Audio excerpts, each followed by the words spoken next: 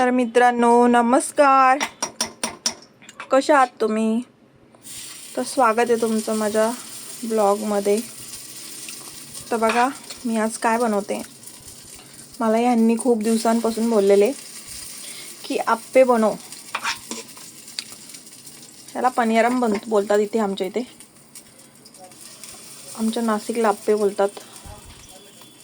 तर मी काल हे तांदूळ वगैरे भिजवलं होतं सर्व, आणि दुसऱ्या दिवशी सर्व वाटून घेतलं आणि मग पूर्ण दिवसभर त्याला मी असंच ठेवलं झाकून. मग पीठ पूर्ण असं फुगलं मस्त. आणि आता संध्याकाळी मस्त मी आप्पे बनवते. तर कसे दिसताय बघा.